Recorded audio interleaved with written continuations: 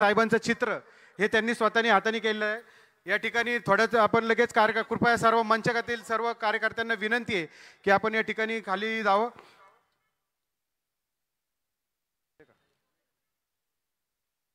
वंचित बहुजन आघाडीचा आई भवानीच हो लेन शंभर नंबरी सोन, आई भवानीच हो लेन शंभर नंबरी सोन, पुण्याची पसंत अहो पुण्याची पसंत। कृपया आवाज बंद करा। यानंतर 34 पुणे लोकसभा मतदारसंघाचे वंचित बहुजन आघाडीचे अधिकृत उमेदवार आदरणीय वसंततात्या मोरे आपणास विनंती आहे कृपया आपण या ठिकाणी आपलं मनोगत व्यक्त करायचे। आदरणीय वसंततात्या मोरे।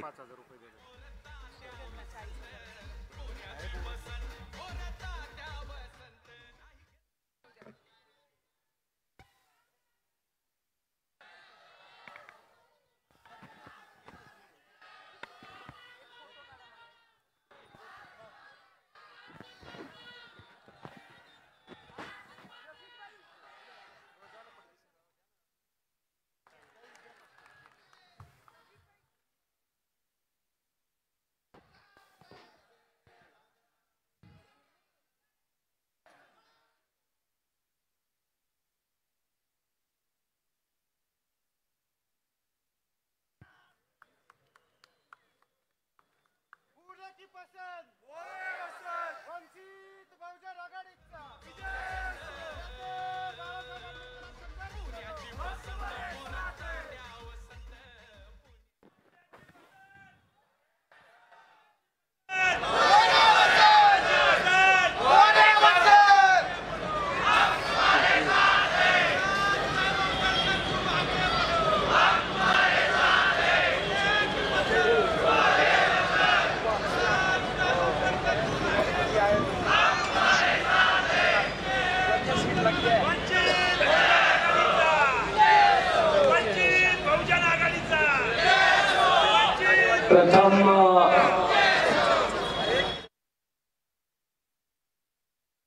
आज या ठिकाणी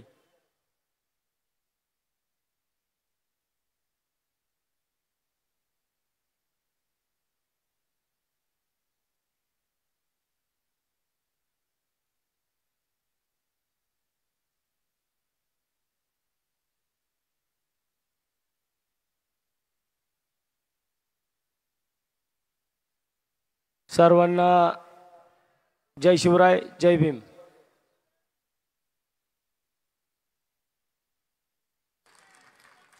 प्रथम मी वंचित बहुजन आघाडी पुणे शहराच्या वतीनं श्रद्धेय बाळासाहेब आंबेडकर यांचं सहर्ष स्वागत करतो आणि आज त्यांनी आम्हाला वेळ दिलाय त्याबद्दल त्यांचं मनापासून आभार मानतो।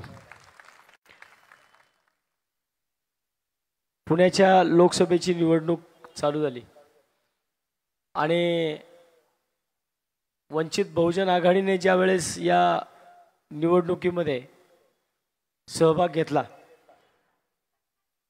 अगदी त्या दिवसापासून पुण्याची निवडणूक अतिशय गरम झाली आणि मागच्या 8 दिवसापासून जेव्हा माझा फॉर्म भरला गेला, फॉर्म भरल्यानंतरनं साहेब आमच्या रोज पदयात्रा चालू आहेत। आतापर्यंत कुठलाही उमेदवार चालत फिरत नव्हता, प्रत्येक जण हवेत होता, गाडीत बसायचा आणि सगळ्या शहरभर फिरायचा। परंतु आम्ही माझ्याबरोबर जी लोक असतात रोजचे 1000 लोक चालतात साहेब माझ्याबरोबर आणि आम्ही रोज कमीत कमी 10 किलोमीटर चालतोय।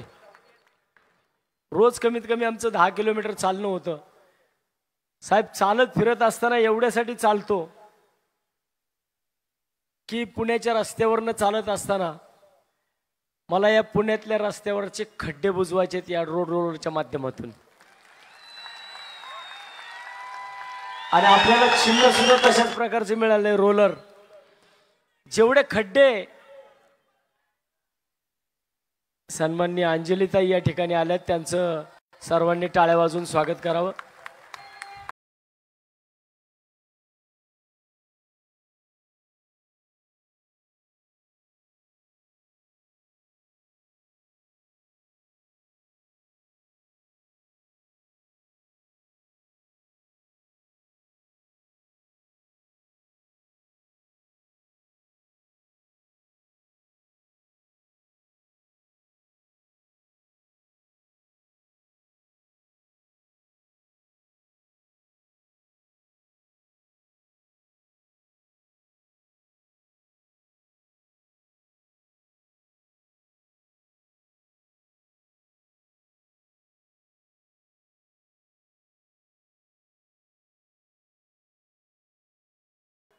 ज्या भारतीय जनता पार्टीने अगदी पहिल्या दिवशी, ज्या दिवशी भारतीय जनता पार्टीने त्यांचा उमेदवार जाहीर केला, त्याच दिवशी पहिल्या दिवशी सांगितलं की निवडणूक एकतर्फी होईल. परंतु मी दुसऱ्या दिवशी माझ्या फेसबुकवरती एक पोस्ट टाकली होती. ही निवडणूक एकतर्फी कशी होती ती मी बघतो आणि मला वाटतं की आता त्याचा प्रत्यय पुणेकरांना येऊ लागलाय. श्रद्धेय बाळासाहेबांचं मी मनापासून अभिनंदन करेल की माझ्यासारख्या एका सामान्य कुटुंबातल्या कार्यकर्त्याला आज तुम्ही पुणे शहरामध्ये लोकसभेची नेतृत्व करण्याची संधी दिली, त्याबद्दल मी माझ्या संपूर्ण परिवाराच्या वतीनं मी साहेब तुमचं खरंच मनापासून आभार मानतो. आणि जो कार्यकर्ता या पुणे महानगरपालिकेमध्ये गेल्या 15 वर्षापासून नेतृत्व करतोय, त्याला आपल्यामुळं आज लोकसभेची नेतृत्व करण्याची संधी मिळते. साहेब मी गेल्या 15 वर्षापासून या पुणे शहरामध्ये नगरसेवक आहे आणि 15 वर्षापासून नगरसेवक असल्यापासून मी अनेक विकासाची कामं या पुणे शहरामध्ये केली. लोकांना असं वाटतं की विकासाची कामं करायची असेल तर त्यासाठी सत्तेची गरज लागते, परंतु या सत्ता मिळाली नाही. सत्ता मिळाली नाही तरी पण मी विकास कामं करताना थांबलो नाही. लोक कायम एक म्हणतात की गल्ली ते दिल्ली सत्ता असली की कामं करायला सोपं जातं, परंतु याच्या विरुद्ध दिशेने मी कामं करून दाखवली आहेत. मी जी काही कामं केली आहेत, मी गेल्या 4-5 दिवसापासून साहेब आपण या महाराष्ट्रामध्ये पहिल्यांदाच अशा कोपरा सभा करतोय की ज्या महाराष्ट्रातल्या पहिल्या कोपरा सभा आहेत की ज्या एका वेळेस बोलत असताना अख्ख्या पुणे शहरातल्या सगळ्या विधानसभा मतदारसंघात एकाच वेळेस दिसतात. अतिशय असं कुठल्याच म्हणजे ज्यांच्याकडे 100 नगरसेवकांची सत्ता आहे, राज्याची सत्ता ज्यांच्याकडे, प्लॉट देशातले विरोधी पक्ष तिकडे बसलेत, परंतु त्यांना जे जमलं नाही ते वंचित बहुजन आघाडीच्या माध्यमातून आम्ही संपूर्ण पुणे शहरामध्ये करतोय. आणि कामं मी ज्यावेळेस साहेब दाखवतो, ही कामं दाखवत असताना माझी समोरच्या दोन्ही उमेदवारांना, भारतीय जनता पार्टीचे उमेदवार असतील किंवा काँग्रेसचे उमेदवार असतील, दोघंही आम्ही तिघही पुणे महानगरपालिकेमध्ये आहोत. कोण 25 वर्षापासून आहे, कोण 15 वर्षापासून आहे, दोघं 15 वर्षापासून आणि एक 25 वर्षापासून. माझी या दोन्ही उमेदवारांना माझं ओपन चॅलेंज असतं की जी कामं वसंतवरांनी विरोधी पक्षामध्ये बसून करून दाखवली ती कामं तुम्ही सत्तेमध्ये केली असतील तर आज मला दाखवून द्या आणि ती उघडपणे दाखवा. कारण होतं काय की प्रत्येक गोष्ट मागायची म्हटलं तर मोदींच्या नावावरती, मत मोदींच्या नावावरती, हे मोदींच्या नावावरती, ते मोदींच्या नावावरती. प्रत्येक गोष्ट जर तुम्हाला मोदींच्या नावावरती मागावी लागत असेल तर तुमच्या हातामध्ये 100 नगरसेवकांची सत्ता दिली नसताना तुम्ही काय केलं. आज पुणेकरांनी भारतीय जनता पार्टीला पुणे शहरात 100 नगरसेवक दिले, 6 आमदार दिले, 3 खासदार दिले, पालकमंत्री दिला, पण भारतीय जनता पार्टीला पुणे शहराला काय दिलं? काही दिलं नाही. आम्ही तिथं साहेब बाहेरच्या बाजूला आल्या एक पॅन्डल लावलाय छोटासा आणि तिथं घोषणा चालू आहेत की 5 रुपयामध्ये गाजर का हलवा. आपण मला वाटतं जाताना नक्की गाजर का हलवा काय प्रकारे जाऊन बघा.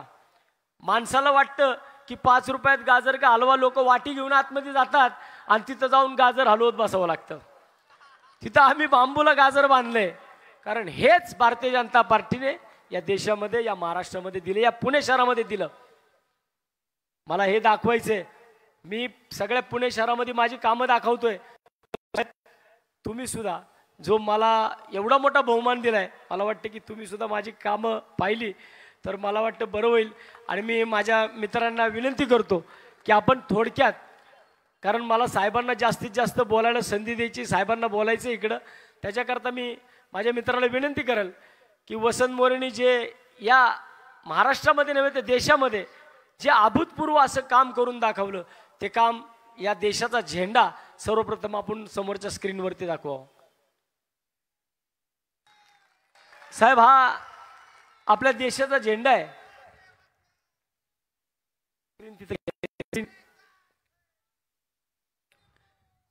हा भारताचा साहेब 5 नंबरचा झेंडा आहे देशातला आणि महाराष्ट्रातला 1 नंबरचा झेंडा आहे.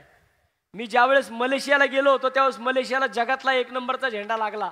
मी कायम पाहिलं की जर मलेशिया सारखा छोटासा देश जगातला एक नंबरचा झेंडा लावू शकतो, मग मी माझ्या वॉर्डमध्ये माझ्या देशाचा झेंडा का लावू शकत नाही? आणि मी महाराष्ट्रातला एक नंबरचा झेंडा लावून दाखवला. आज हा झेंडा भारतातला 5 नंबरचा, देशातला महाराष्ट्रातला 1 नंबरचा झेंडा आहे, जो कात्रज तळ्यावरती कायम फडकत असतो. दुसरी फुलराणी. मी साहेब ही फुलराणी ज्यावेळेस मी सिंगापूरला गेलो त्यावेळेस साहेब मी त्या ठिकाणी नाईट सफारी केली आणि त्या ठिकाणच्या नाईट सफारीची मी फोटो काढून आणली. आणि ही नाईट सफारी याच्यापेक्षाही चांगली, सिंगापूरपेक्षाही चांगली नाईट सफारीची फुलराणी मी कात्रज तलावावरती केली. आणि महाराष्ट्रातला नव्हे तर देशातला मी पहिला नगरसेवक झालो. त्यांनी महानगरपालिकेला एका वर्षात 29 लाख रुपये उत्पन्न प्राप्त करून दिलं. म्हणजे सगळी लोक नगरसेवक महापालिकेकडनं घेतात, पण महापालिकेला देणारा वसंत मोरे पहिला नगरसेवक ठरला. याने 29 लाख रुपये एका वर्षात उत्पन्न प्राप्त करून दिलं. त्यानंतर पांडुरंगाची मूर्ती. साहेब ज्यावेळेस मी मलेशियामध्ये फिरत होतो आणि मलेशियामध्ये फिरत असताना जगातली सगळ्यात उंच बुर्गन स्वामीची मूर्ती मलेशियामध्ये, ही जगातली सगळ्यात उंच मूर्ती आहे. मग जगातली सगळ्यात उंच मूर्ती जर मलेशिया करू शकतं तर मग मी माझ्या पांडुरंगाची मूर्ती का नाही करायची? आणि मी माझ्या पांडुरंगाची महाराष्ट्रातली सगळ्यात उंच मूर्ती स्वतःच्या पैशातून, स्वतःच्या खर्चातून, महानगरपालिकेचा 1 रुपया सुद्धा न घेता कात्रजमध्ये मी प्रति पंढरपूर करून दाखवलं. आणि कात्रजच्या तलावावरती आज ही मूर्ती आहे. Musical fountain. साहेब मी जेव्हा दुबईला गेलो होतो, दुबईमधलं हे म्युझिकल फाउंटन आहे. आणि दुबईमधले म्युझिकल फाउंटन पाहिल्यानंतर ना माझ्या मनामध्ये एक संकल्पना आली. माझ्याकडे नानासाहेब पेशवे जलाशय 2 तलाव आहेत पेशव्यांनी बांधलेले कात्रजला. त्यातल्या एका तलावामध्ये साहेब मी भारतातला सगळ्यात मोठा 242 फूट लांबीचा कारंजा मी कात्रजमध्ये करून दाखवला. आज छत्रपती शिवाजी महाराजांचा पुतळा आपण सगळ्यांनी पाहिलं असेल की भारतीय जनता पार्टी गेल्या अनेक वर्षापासून या देशामध्ये, या राज्यामध्ये छत्रपतींच्या नावाखाली मतं मागतात. आपल्या अरबी समुद्रामध्ये त्यांनी सांगितलं की आम्ही तिथं छत्रपतींचा पुतळा करू. साहेब मी 2011 साली हा छत्रपती शिवाजी महाराजांचा जगातला पहिला पुतळा आहे, ज्या पुतळ्याच्या आश्वाचे 4ही पाय हवेमध्ये आहेत आणि पूर्णपणे 29 एकरच्या तलावामध्ये मध्ये एक बेट तयार केले आणि त्या बेटावरती हा पुतळा मी उभा करून दाखवला. साहेब यानंतर होळकर गार्डन, पुण्यश्लोक राजमाता अहिल्यादेवी होळकर गार्डन मी उभं केलं. साहेब मला अभिमान वाटतं सांगायला की मी पुणे महानगरपालिकेमधल्या 169 नगरसेवकांमधला पहिला नगरसेवक आहे ज्यांनी 15 वर्षात 16 गार्डन माझ्या प्रभागामध्ये करून दाखवले. मला गार्डनचा नगरसेवक मला म्हटलं जातं पुणे शहरामध्ये. 16 गार्डन 15 वर्षात साहेब मी केले. त्याच्यातलं हे पुण्यश्लोक राजमाता अहिल्यादेवी होळकर उद्यान, या ठिकाणी हे एल अलामीन मेमोरियल सिडनी या ठिकाणी हे फाउंटन होतं. हुबेहूब तशाच प्रकारचं फाउंटन मी आजही त्या ठिकाणी ॲक्टिव्ह आहे. ते फाउंटन होळकर उद्यानात मी करून दाखवले. साहेब त्यानंतर नायगरा फॉल. आपण ज्यावेळेस अमेरिकेमध्ये जातो, अमेरिकेमध्ये गेल्यानंतर ना साहेब नायगरा फॉल कॅनडा आणि अमेरिकेच्या बॉर्डरवरती दोन्ही बाजूला हा नायगरा फॉल आहे. आणि माझ्या इथं जे नानासाहेब पेशवे जलाशय, हा नानासाहेब पेशवे जलाशय ज्यावेळेस पावसाने भरून वाहतो, मी जेव्हा या नायगरा फॉलचं हे दृश्य पाहिलं तेव्हा ते मी माझ्या मोबाईलच्या कॅमेऱ्यामध्ये टिपलं होतं.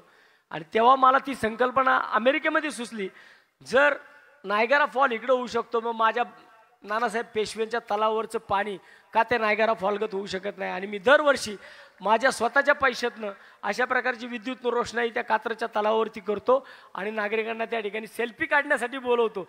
म्हणजे जो तलाव माझा हागणदारी मुक्त झाला, 100% त्या ठिकाणी हागणदारी होती आणि त्या हागणदारीत आज 29 एकरात संपूर्णपणे गार्डन मी त्या ठिकाणी केले. त्या ठिकाणी हा नानासाहेब पेशवे जलाशय आहे. यानंतर मी एक भयानक दृश्य आहे की जे पुणे शहरामध्ये, आता आपण साहेब इथं बसलो, बाजूला आपली नदी आहे आणि ही नदी, या नदीवरती जे अतिक्रमण चालले साहेब, याच्यावरती तुम्ही तर वारंवार बोलताय, परंतु माझी पुणेकरांना सुद्धा विनंती आहे, या भारतीय जनता पार्टीने जे या नदीचं, या मुळामोठ्या नदीवरती जो अन्याय चाललाय, जो अत्याचार चाललाय, तो मला तुम्हाला 1 मिनिटाची एक मी क्लिप बनवली आहे.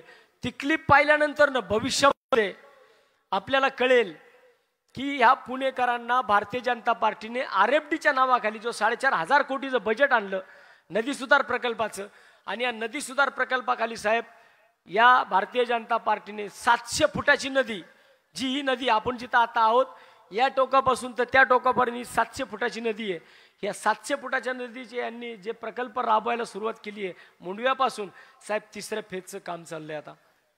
750 फुटाची नदी साहेब यांनी 350 फुटावरती आणली आहे. आम्ही वारंवार त्या संदर्भात बोलतोय. 6,500 झाडं तोडायचं फरमान या पुणे महानगरपालिकेमध्ये भारतीय जनता पार्टीच्या वेळेत निघालं, परंतु आम्ही त्या ठिकाणी जे पुणे शहरातले NGOs आहेत त्यांच्या माध्यमातून NGT मध्ये गेलो आणि 6,500 झाडांच्या बाबतीमध्ये एकाही झाडाची फांदी तुटू शकणार नाही अशा प्रकारचा अध्यादेश काढला. आणि आज एक झाडाची फांदी सुद्धा तुटू शकत नाही या नदी सुधार प्रकल्पातली. त्याचा धोका थोडा पुणेकरांनी, मी ड्रोन शूट केले, तो थोडा पुणेकरांनी सगळ्यांनी पाहावा, माझी विनंती आहे.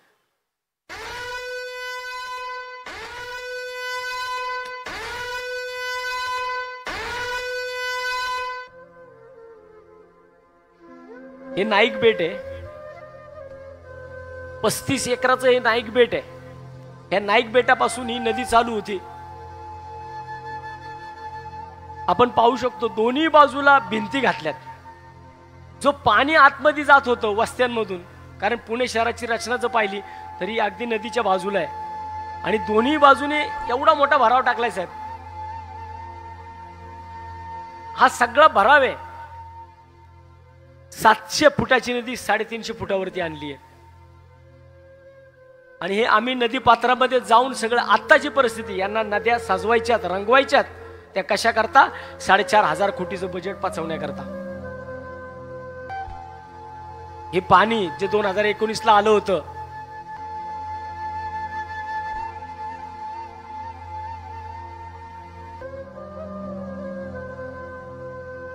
ही पुणेकरांसाठी फार मोठी धोक्याची घंटा आहे.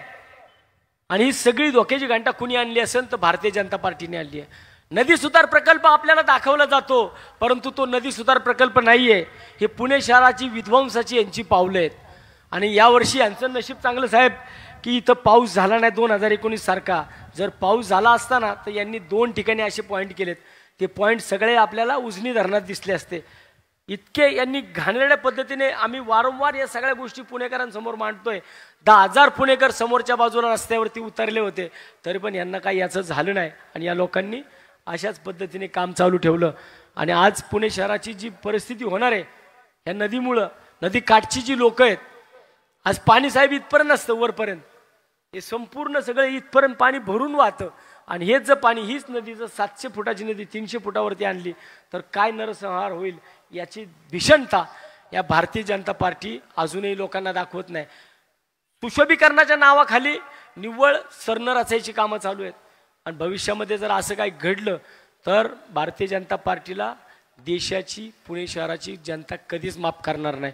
त्याच्याकरता यांना थांबवायचं असेल, यांना नियोजनबद्ध विकास करायचा असेल तर आपल्यापुढे वंचित बहुजन आघाडी हा एक पर्याय. या पर्यायाच्या मागे आपल्याला सगळ्यांना उभं राहावं लागेल. जर आपण वंचित बहुजन आघाडीच्या पाठीमागे यावेळेस उभा राहिला नाही, आपण ठरवायचंय, नागरिकांनी ठरवायचंय, पुणेकरांनी ठरवायचंय आपल्याला कसा खासदार पाहिजे. आपल्याला बाकडी वाजवणारा खासदार पाहिजे का बेंचवर बसून काम करून घेणारा खासदार पाहिजे. कारण या पुण्याचे महापौर साहेब, जर हे महापौर दिल्लीला गेले तर लक्षात ठेवा, यांचा एक छोटासा मी उद्योग सांगतो. मी 15 वर्ष महापालिकेमध्ये ते सुद्धा होते. यांच्या प्रभागामध्ये महापौरांनी एक टॉय ट्रेन आणली 5 कोटी रुपयांची. त्याचं टेंडर झालं, सगळ्या गोष्टी झाल्या. आणि टेंडर झाल्यानंतर ना ज्या कंपनीला हे टेंडर मिळालं होतं त्या कंपनीने टेंडर 0.5% बिलोनी टाकलं होतं. आणि दिल्लीच्या एका नेत्याचा फोन आला, आणि दिल्लीच्या एका नेत्याचा फोन येतो आणि त्याच्यानंतर हे 0.5% बिलो असलेलं टेंडर कलकत्त्याच्या ब्रेथवेट कंपनीला मिळतं. आणि ती कंपनी 85-86 लाख रुपयाने अबाऊ टेंडर टाकते. 86 लाख रुपयाने अबाऊ टेंडर होऊन सुद्धा नागरिकांना विचारात घेतलं नाही. शेवटी ते कोथरूडकर आहेत. ज्यावेळेस कोथरूडकरांच्या समोर या सगळ्या गोष्टी आल्या आणि त्यावेळेस मग नागरिकांनी ठरवलं या विषयाला विरोध करायचा. साहेब, नागरिकांनी तो विषय हाणून पाडला. मला वाटते की लोकप्रतिनिधीचा असेल तर लोकप्रतिनिधींनी कोणत्याही परिस्थितीमध्ये जनतेला पहिले विचारात घेतलं पाहिजे. मी तुमच्याकडे हे काम विकासाचं घेऊन येतो, तुम्हाला ती आवश्यकता आहे का? मी एकमेव नगरसेवक पुण्यातला असा असेल, एखादं विकासाचं काम चालू झालं की त्या ठिकाणी माझा स्वतःचा मोबाईल नंबर टाकतो. आणि लोकांना डायरेक्ट माझा ॲक्सेस देतो की कुठल्याही कामामध्ये काही तुम्हाला अडचण असेल तर वसंत मोरेला संपर्क करा. कारण मला माहिती आहे ती जनता तिथं असती, ती रात्रंदिवस तिकडे राहणारी असती, त्यांना या सगळ्या गोष्टी माहिती असतात. आता या सगळ्या गोष्टी करत असताना पुण्याला नाही महाराष्ट्राला या लोकांनी सगळ्यांनी कसं गृहीत धरलंय. यांना वाटतं की आम्ही कुठलाही पक्ष फोडा, कुणालाही कुठं घ्या, काही पण करा, आम्हाला जनता मत टाकणार. कारण यांना वाटतं की यांच्या मागं म्हणजे आत्ताची मी महानगरपालिका सांगतो, यांच्या मागं यांना या नगरसेवकांना, या आमदारांना, या खासदारांना वाटतं की आम्ही शहरामध्ये काही नंगाना तरी चालू शकतं, कारण आमच्या मागं नरेंद्र मोदी साहेबांचा फोटो असतो. परंतु यांना माहीत नाहीये आमच्या सुद्धा मागं फोटो आहे आणि तो बाबासाहेब आंबेडकरांचा आहे. आता बाळासाहेब आंबेडकरांसारखी ताकद आमच्या पाठीमागं उभी आहे. त्यामुळं मला वाटतं की या लोकांनी आता स्वप्न बघणं सोडलं पाहिजे. स्वप्न बघणं राहतील ही लोक आणि आमचा रोलर यांच्या कामांवरती सहज कसा फिरून जाईल तो तुम्ही 13 तारखेला बघताल. मी या सगळ्या गोष्टी करत असताना या राज्यातल्या, या शहरातल्या लोकांना कशा प्रकारे मूर्ख बनवलं जातं त्याच्यासाठी मी काही, कारण साहेब आपण पाहिलं असेल सध्या लावरे व्हिडिओ बंद झालाय, त्यामुळं वसंत या ठिकाणी सुजात दादा आंबेडकर आलेत, त्यांचं स्वागत.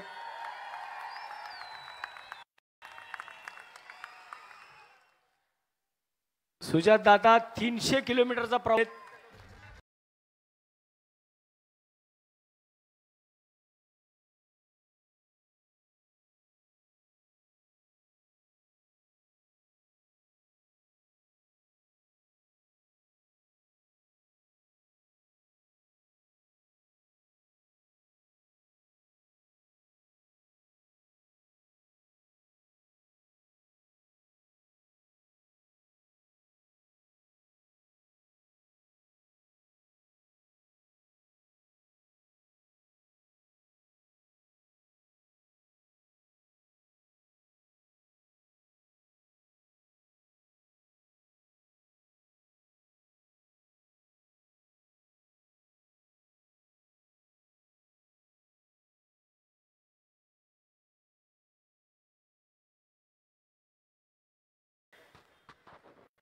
सुजात दादा आपल्या या प्रचार सभेसाठी, माझं परवा दिवशी आमची कोपरा सभा झाली दादांची आमची, आज दादा आत्ता सकाळी उस्मानाबादवरनं निघले तर ते आत्ता डायरेक्टली आले. त्यांचं टाळ्या वाजवून आपण सर्वांनी अभिनंदन करावं की मनापासून दादा आम्ही सर्व पुणेकर, शेवटी दादा सुद्धा एक पुणेकर आहेत. आणि दादांनी मागच मला सांगितलं होतं ज्यावेळेस मी राजगृहामध्ये गेलो होतो त्यावेळेसच दादा म्हटले की मला खूप छान वाटतं की मी एक पुणेकर आहे आणि मी तुम्हाला मत देऊ शकणार आहे. मी त्यावेळेस दादांना सांगितलं की दादा तुमची 2 मतं, दादा मला म्हटलं मी 2 मतं देणार. मी दादांना तेव्हाच सांगितलं दादा आंबेडकरांचं 1 मत 1 लाख मतांच्या बरोबरीने आहे आणि तुमची 2 मतं म्हणजे आज या वसंत मोरेच्या मागं 2 लाख मतांची ताकद उभी राहिलेली आहे.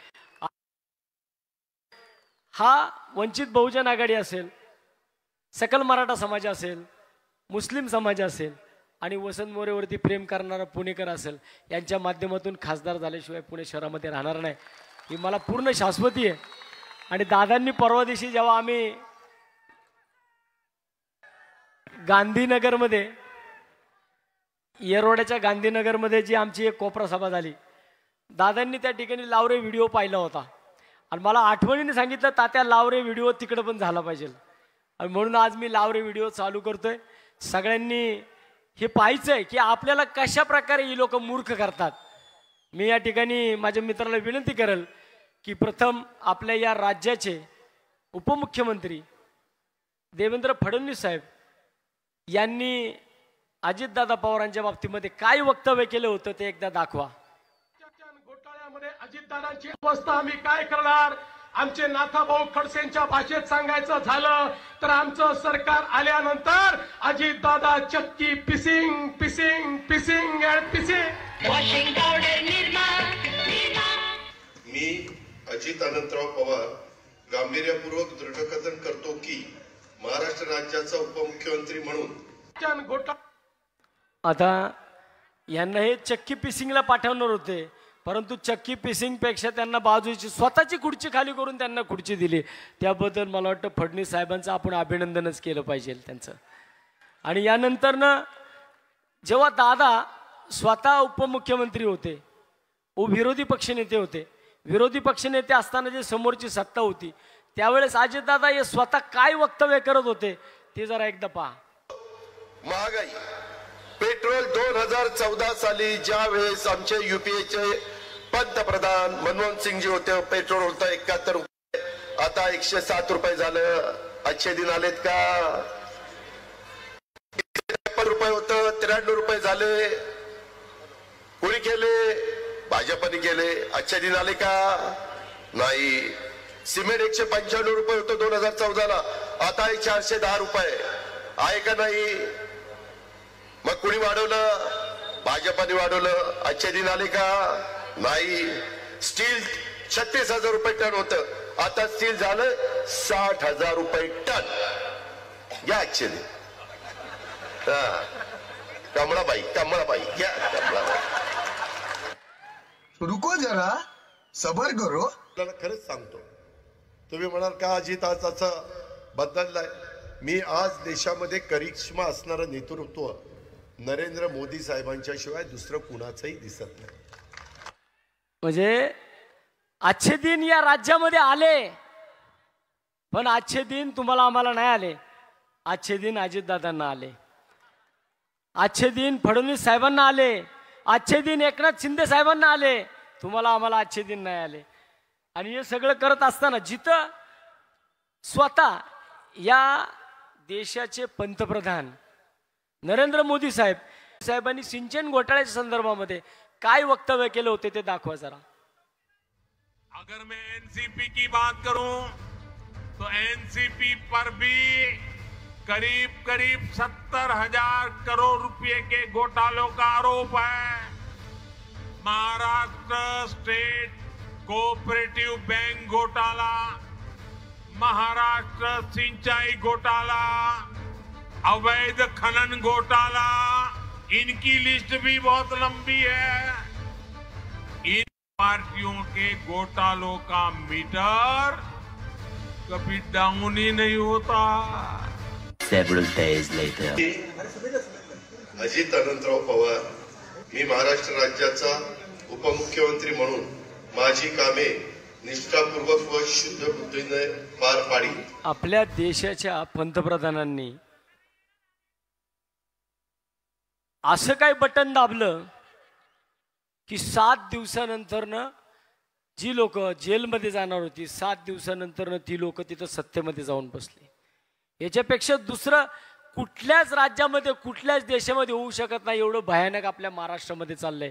आणि याच्यामध्ये युती तर कुणासंग होणार नाही असं सांगण्यात येत होतं, परंतु आता फडणवीस साहेबांनी युतीच्या संदर्भात मध्ये जी मी हे का तुम्हाला सांगतोय, कारण हे तुम्हाला दाखवणं गरजेचं आहे. हे जर तुम्हाला दाखवलं नाही तर मला वाटतं की हे बऱ्याच दिवसापासून हे विषय चालू आहेत. सगळ्यांनी पाहिलेत, सोशल मीडियावर पाहिलेत, फेसबुकवरती पाहिलेत, व्हॉट्सअपवरती पाहिलेत, इन्स्टाला पाहिलेत, सगळीकडे पाहिले. परंतु पुन्हा एकदा यांना उजाळा देणं मला वाटतं या निवडणुकीच्या दरम्यान गरजेचा होता, म्हणून मी देतोय.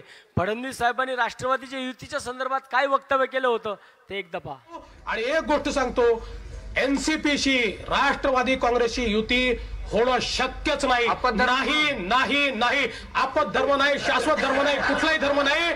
एक वेळ रिकामे राहू, एक वेळ सत्तेशिवाय राहू, एक वेळ मला कोणीतरी विचारलं तुमचा विवाह होणार आहे का, मी म्हटलं अविवाहित राहणं पसंत करेन, पण राष्ट्रवादी सोबत जाणार नाही नाही नाही. नाही पण असं आहे, रुको जरा, सबर करो.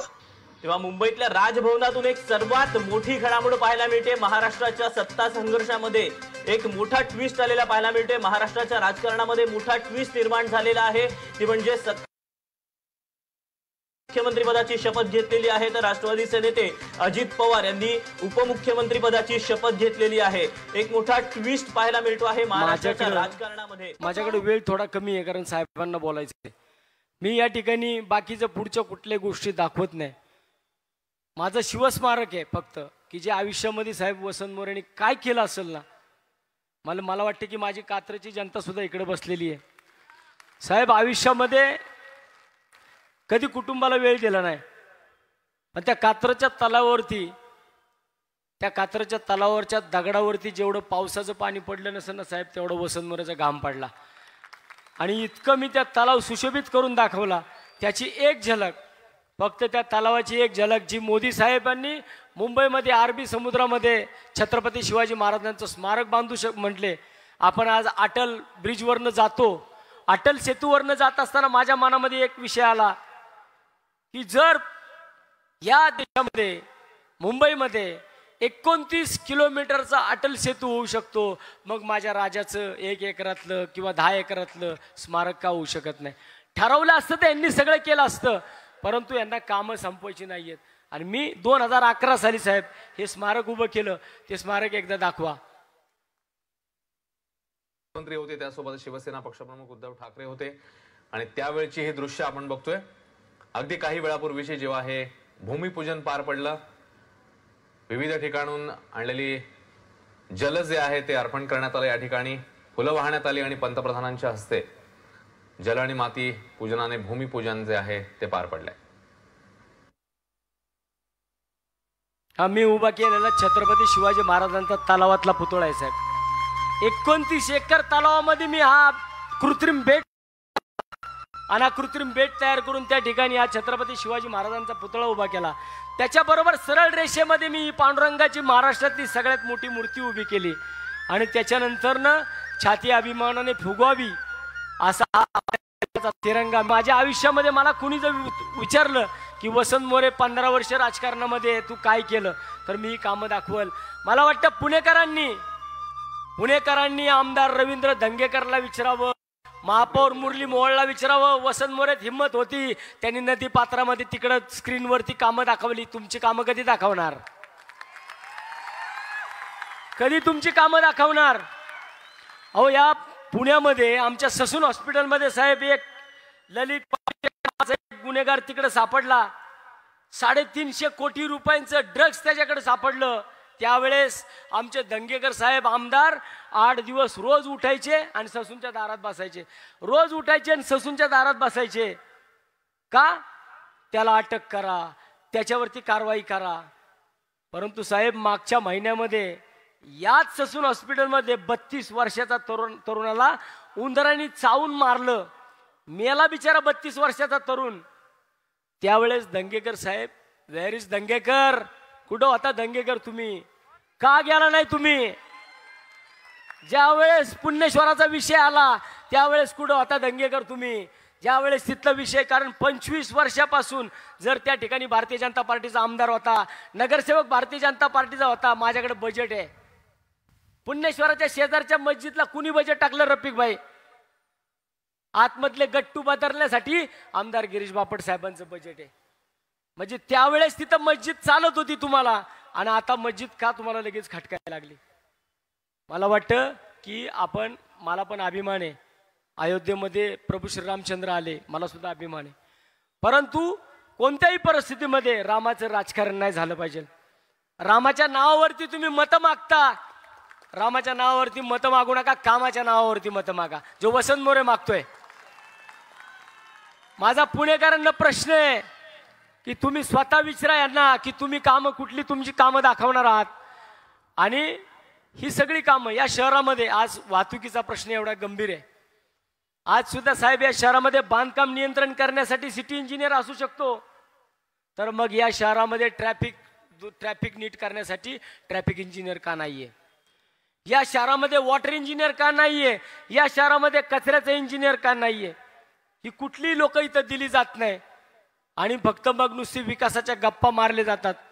कोरोना काळ जर आपण आठवला तर कोरोना काळामध्ये भारतीय जनता पार्टीची सत्ता होती. आपण पाहिलं मुंबई महानगरपालिकेची चौकशी झाली. पुणे महानगरपालिकेची काय होत नाही. मी काल एक लाईव्ह केला, शेकडो खाटा, शेकडो बेड आज त्या खरडीमध्ये पडून आहेत. मग इथला मुंबईचा घोटाळा निघू शकतो, पुण्याच्या महानगरपालिकेतला कोरोना घोटाळ्याची का चौकशी होत नाही? इथल्या घोटाळ्याची चौकशी होऊ शकत नाही म्हणजे तिथला घोटाळा आणि इथला घोटाळा नाही का? या गोष्टी आपण सर्वांनी लक्षात ठेवाव्यात. 2003 साली या पुणे शहरामध्ये साहेब जे आपला डॉक्टर बाबासाहेब आंबेडकरांचा पुतळा आहे आपल्या पुणे स्टेशनचा, आणि तिथं आंबेडकर सांस्कृतिक भवन आहे, याच्या बाजूला साहेब 2001 साली एक ठराव पास झालाय पुणे महानगरपालिकेमध्ये. त्याच्यामध्ये स्वर्गीय नगरसेवक अरुण दिमदिमे आणि 2 नगरसेवकांनी तो ठराव टाकला की डॉक्टर बाबासाहेब आंबेडकरांच्या स्मारकाच्या बाजूला बरोबर 2 एकराची जागा रिकामी आहे, आणि या 2 एकराच्या जागेवरती डॉक्टर बाबासाहेब आंबेडकरांच्या सांस्कृतिक भवनाचं विस्तारीकरण व्हावं. त्या ठिकाणी बाबासाहेबांच्या नावाने मोठी लायब्ररी व्हावी, हे त्यांनी प्रस्ताव दिला होता. खरंच मला सांगतो, जर या भारतीय जनता पार्टीने या काँग्रेसची सत्ता इथून मागं होती, यांना खरंच जर आंबेडकरी जनतेवरती बाबासाहेबांवरती प्रेम असतं ना, 21 वर्ष तो प्रस्ताव धूळखात पडला नसता. 21 वर्षापासून तो प्रस्ताव साहेब आज सुद्धा धूळखात पडू नये. मला भविष्यामध्ये त्या ठिकाणी त्याच जागेवरती मी त्या जागेच्या विषयाला आता हात घातलाय साहेब. एक लाईव्ह केला, प्रशासन एवढं घाबरलं सुजात साहेब, दुसऱ्या दिवशीपासून तिथं नो मॅन झोन करून टाकला. एक वसंत मोरेंनी एंट्री मारली, मला वाटतं इथे शेकडो वसंत मोरे बसलेत. आता कधी जायचं तुम्ही ठरवा. आता फक्त तुम्ही ठरवायचंय कधी बाबासाहेबांचे जे आंबेडकर स्मारक आपल्याला करायचे, त्याचं विस्तारीकरण करायचे, त्याचा मुहूर्त तुम्ही काढायचा आहे. आणि तुम्ही ज्या दिवशी तो मुहूर्त काढताल त्या दिवशी वसंत मोरे तुमच्या खांद्याला खांदा लावून तिकडे आलेला असेल. आणि ते स्मारक आपल्याला झालं पाहिजे. या शहराची आजची जर तुम्ही आरोग्य व्यवस्था पाहिली तर ही आरोग्य व्यवस्था अतिशय भीषण आहे, आणि याच्यामध्ये मला वाटतं की साहेब या शहराचं काही होऊ शकत नाही. आपणच ह्याच्यामध्ये लक्ष घातलं पाहिजे. जर या शहराचा खासदार हा जर वंचित बहुजन आघाडीचं झाला ना, तर मी तुम्हाला आज सांगतो, एक स्वच्छ सुंदर शहर कसं असतं, नियोजित शहर कसं असतं, हे जर मी 5 वर्षामध्ये तुम्हाला करून नाही दाखवलं ना, तर परत मत मागायला तुमच्या दारामध्ये येणार नाही. एवढं या ठिकाणी सांगतो. अनेक प्रश्न आहेत, अनेक प्रश्नांची उत्तरं मला विचारायची आहेत. माझ्या अजूनही कोपरा सभा होणार आहेत, आणि त्या कोपरा सभेमध्ये प्रत्येक ठिकाणी मी प्रश्न विचारणार आहे. सुजात दादांना बोलायचे, साहेबांना बोलायचे. मी या ठिकाणी थांबतो. जय हिंद, जय महाराष्ट्र, जय भीम, जय शिवराय. धन्यवाद तात्या. यानंतर वंचित बहुजन आघाडीचे युवा नेते, वंचितांचा युवकांचा बुलंद आवाज आदरणीय सुजातदादा आंबेडकर यांना मी विनंती करतो, कृपया आपण आम्हाला मार्गदर्शन करावं. आदरणीय सुजातदादा आंबेडकर.